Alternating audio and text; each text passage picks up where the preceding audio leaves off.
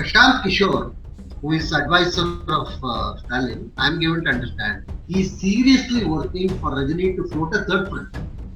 Not now, if Rajni joins a DMK front, then the whole story is different.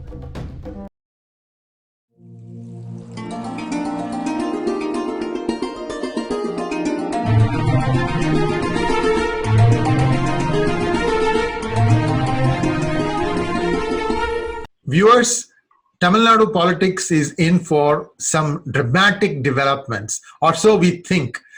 It is, to term it in Tamil, Marubadiyum Rajni, or in in English, it is Rajni again, or maybe Rajni V2, because he had announced that he was going to come to politics, and then he again went into hibernation. But suddenly we are seeing some green shoots. So, to talk more about this, the first time also Professor RV and I talked about it, and Professor RV is back again today to talk about the re-emergence of Rajni.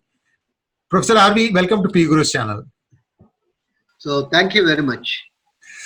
So this Ativaradar appeared. Yeah. Go ahead. Ativaradar. Yes. And it is supposed to be once in 40 years. Right. Comes out of water. Yeah. Water, and last time he came around, I think it was in 2019. 1989 or so similar to that. This Rajini entering politics is also very interesting. Once in 30 years, or I don't know. Right. 96 he was supposed to have entered. Right. There was a lot of discussion and other thing. He made some observation about Jayalalitha. That only God can save Tamil Nadu, and then he went and quietly to Singapore and settled there for some time. Anyhow, so now this it's in Tamil there is a famous thing about Puli Varadu. Tiger is coming. Tiger is coming. Finally, actually, the tiger came. That time there was none to shout. That tiger is coming. Everybody thought. So anyhow, there are two views. One view is before every one of his film release, he will do this. Fireworks and then disappear. Basically, it is meant to boost his film position. But now there are talks that on April 14, the coming Tamil New Year Day, he is going to launch his party and then undertake some trip all around Tamil Nadu by some September or something. This is what is being announced by what you may loosely call people who are close to him or people who are considered to be his advisors. Like, Tamil RV Manian is one of the advisors for him. Then, yes, Gurumurthy is also one of the supposedly an advisor, but he has not announced anything like this. Anyhow, now what will be the nature of impact on Tamil Nadu politics is something important. Yeah. So the name of the party will be having 3 letters. The last letter will probably be Kadagam, and the middle letter, I don't know, but the first letter will be probably something to do with R. My choice would be RMK, Rajini Munitra Kadagam, because this is essentially that's what it's going to be. Anyhow, as most probably may not have Dravida in the name. That is possible. Yes. The thing. Anyhow, the point is, some people argue that his coming in will be like that of MGR coming in, which I don't agree or accept. See, MGR has built an image for himself, and he was a politician for a period of something like 25-30 years. It's not a very. He didn't jump into politics from acting in one day or something. His image has been built, and most of his films he propagated the DMK ideology and other. Right. And also viewers must not forget that it was because of MGR throwing his support behind Karunanidhi that Karunanidhi became the chief minister, because under CN Annadurai, Mr. Nidunjarian was number 2, and Nidunjarian became after that an Asthana number 2. Whoever was the CM, he would be number 2. He would never get into the number 1 position. Please continue, sir. So that comparison I think is not valid. Second is, it is also felt that Rajini will be a major force which will alter the contours of Tamil Nadu politics, but one has to wait and see.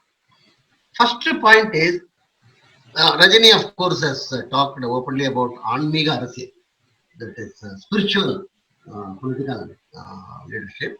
So one doesn't know exactly what is it, secular spiritual or spiritual, or one has to wait and some of his movies of late he has been acting and spewing dialogues which doesn't go well with his Anmiga thing. We will have to wait for that also. The most important point is he going to create a third front?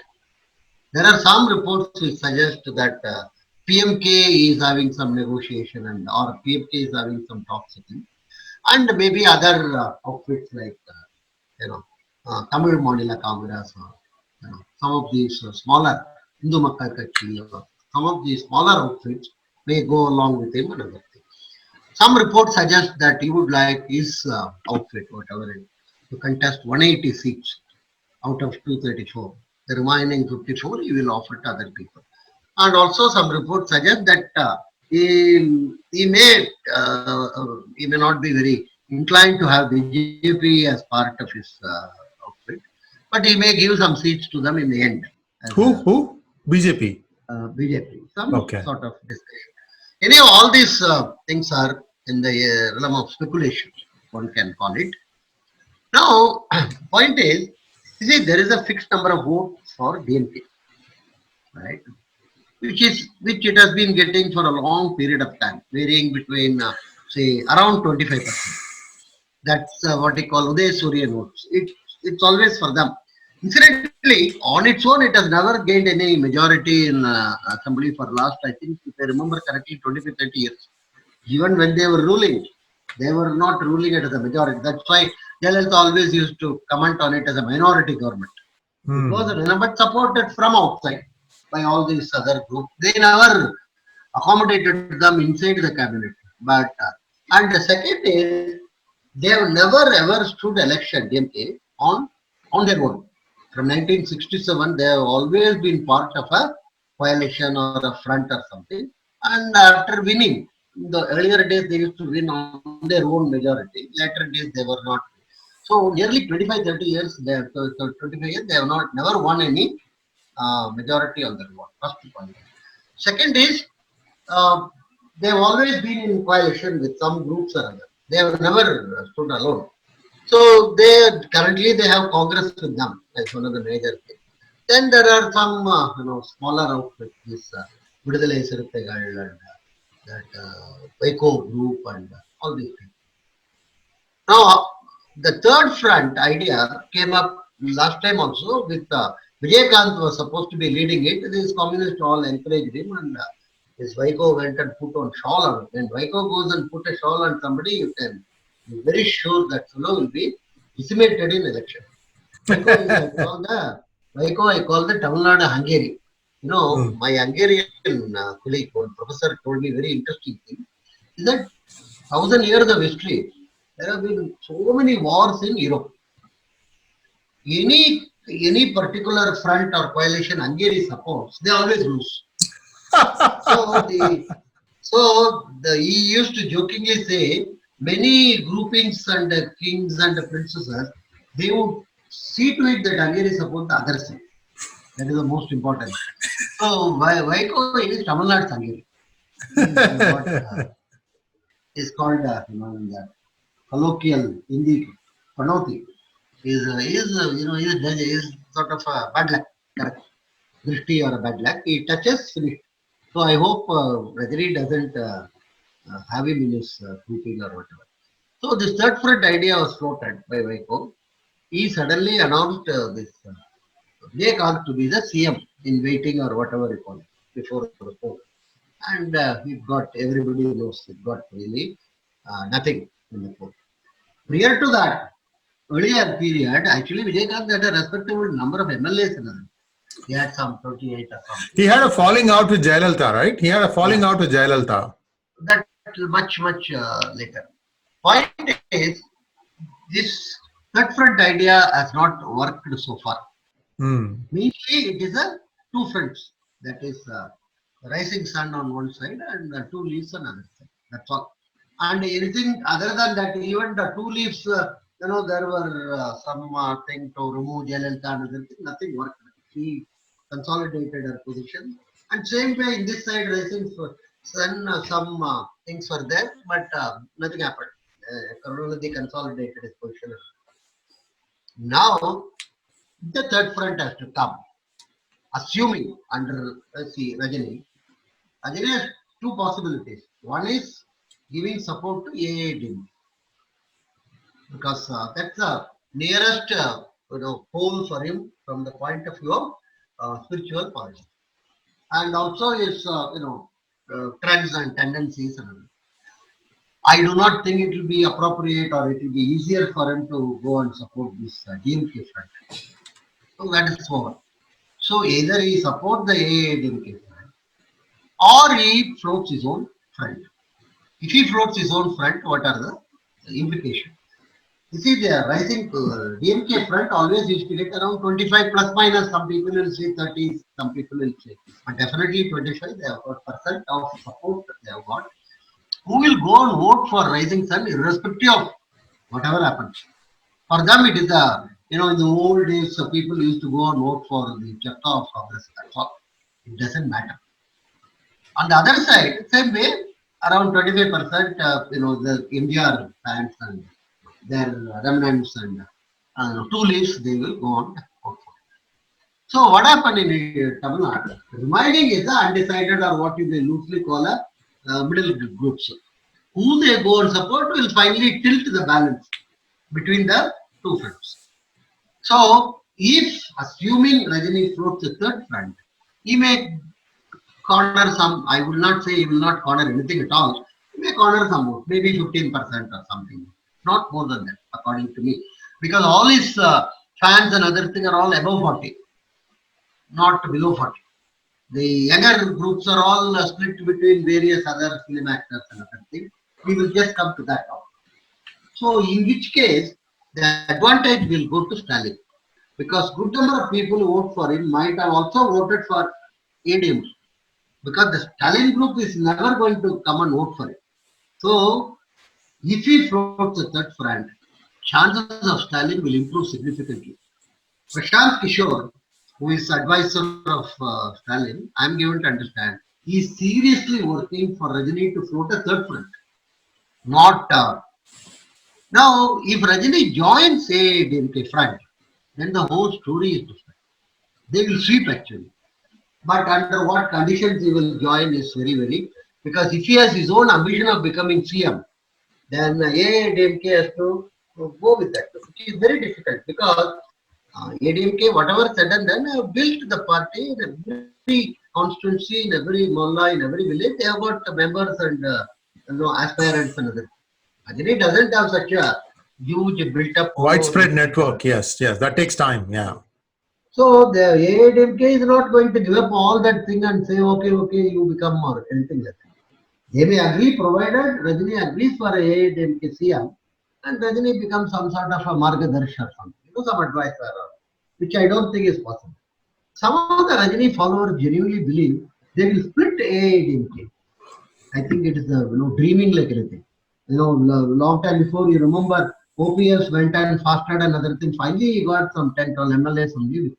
I think more than that. So AIDMK has a reasonably a good structure and a good orientation and other things. And unknown factor, X factor in this is Shashikala. In case she is released from jail before the poll, what will be the contours of the issues? Will all these people again go and sort of coalesce behind her, coalesce into a unit. Yeah. Or whether she will become a Margadarsh, for the AIDMK in the sense of advisory type of thing. But second point is many people don't recognize this. This EPS, who is the current chief minister, there are no major accusations against him personally about any corruption. So far, no scandal has come out or no. His sons are in business and that is separate. So to that extent, he has conducted himself very neatly, and the storms and various other things which have disasters which have hit, he has dealt with them, I would say, reasonably well. Nothing. And there are ministers who are corrupt. This corruption, according to me, is not going to be a poll issue in Tamil Nadu. For the simple reason, the story of Buddha you should remember. A lady went and told him, my son is dead, can you revive him? Buddha told, I will do it. You go around the town in the areas and then collect a small amount of mustard from a family where nobody has died. So she went around and then came back to Buddha and told, I could not find any family where there is nobody has died. So corruption is similar to that actually. You you go around trying to find who is not a corrupt neta leader, and I will give you one half kg of mustard. That type of a challenge you can throw. So corruption is, and the people are inured to it. Today in Tamil Nadu, recruitment to government is based on corruption. Promotion inside is based on corruption. Postings are all based on corruption. Everybody for good posting, for a cop to get posted in a good location, he has to dish out money. Actually, everybody is giving a slip, writing how much amount he will pay. And the H1, not L1. L1 is not normally the government rule, lowest tender. Here the highest, he will get the post. So it's a, it's a corruption is something which is accepted. Actually. The only difference between somebody told me DMK corruption and the ADMK corruption is, in the case of DMK, if the work is not done, your money will be returned. ADMK, if the work is not done, also your money may not be returned. So that's the significant point. So if this what do you call Rajini doesn't align with ADMK and put up a third front, it will be advantage time. If he aligns with ADMK, then it will be a sweep by this whole group against him. So fundamentally, the people who are advising Rajini are thinking, or rather, that the ADMK and DMK will split. I think they are dreaming it. Nothing more than that. First of all, what is the advantage for somebody in ADMK to jump to Rajini? You tell me, Rajini is the untested factor. Yes. Like, they talk so much about Kamal, what happened? Kamal, I don't know how much percent. 5%. 5%. 5%. 5% he got. So that's not a big deal. So Right. why would anybody jump to that one? Second is ADMK has built its cadre and the local level structure so nicely. Well, this man doesn't have any such organized structure in every part of the state. He only has got that, what is it called, Rajini Makkal Mandram or Rajini Rasigar Mandram. It's not going to be a big deal or something. That is the second. Third is his age. He's not, 60 or anything. He is reaching 70.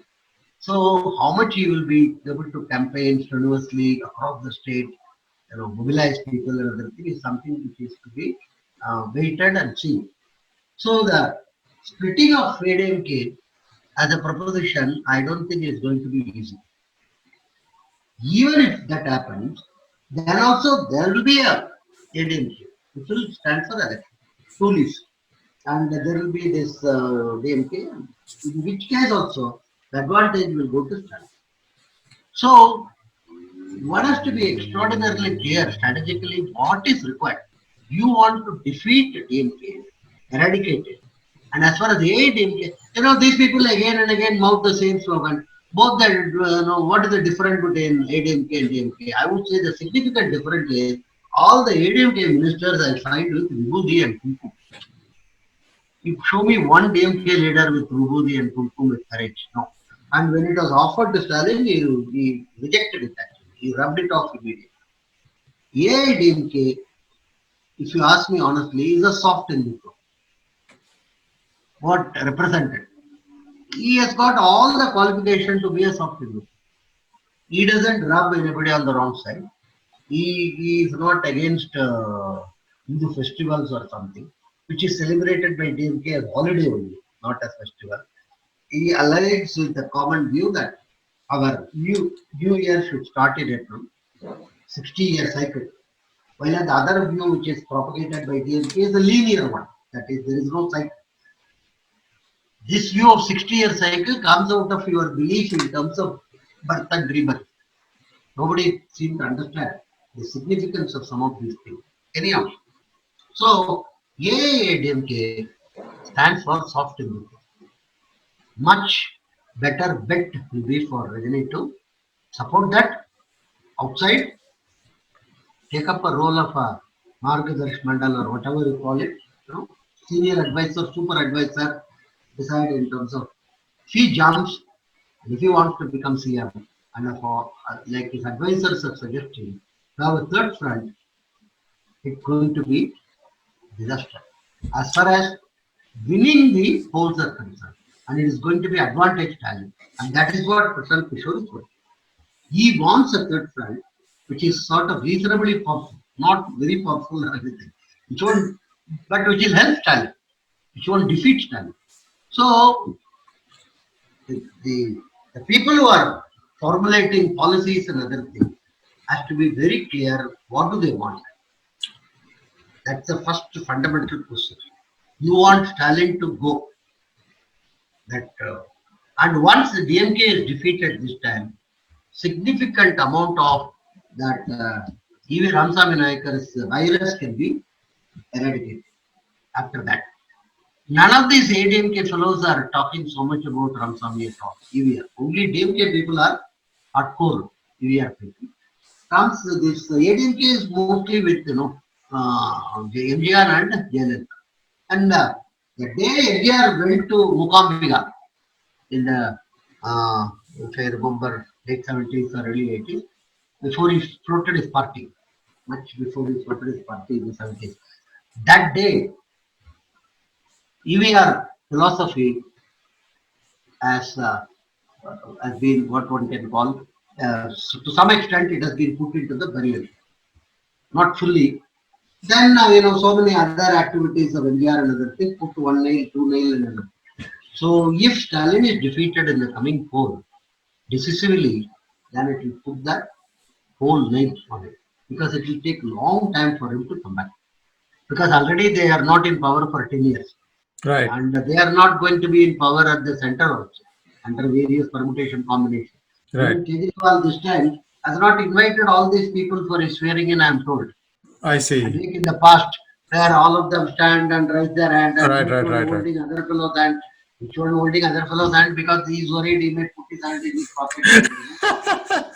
That is the only reason. Only know that. Why are they all holding this? You never understood that.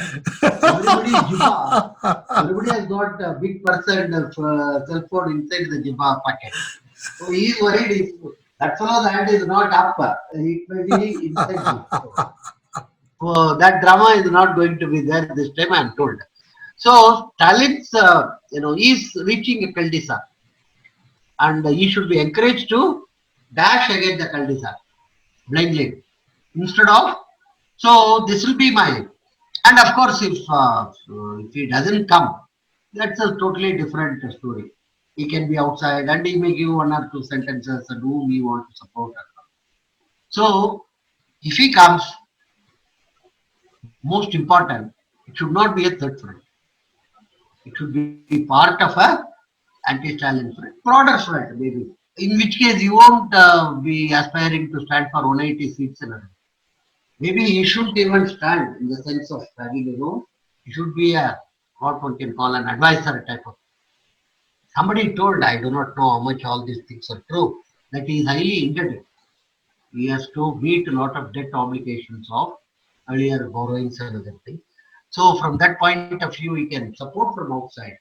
Maybe get some major funds in lieu of support, and then meet all his obligations, and go and meet his Baba at what is that, Himalaya. He goes often there too. That will be the best thing which he should do. That's what I would suggest.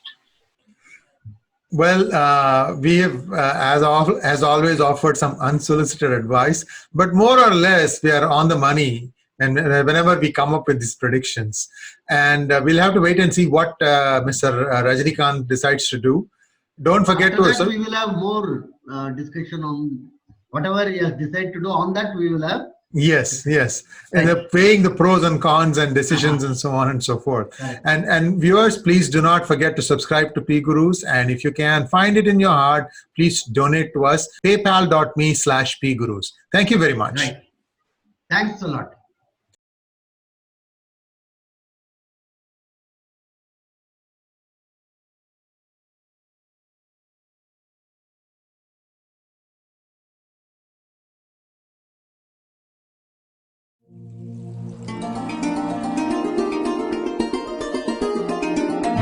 Thank you.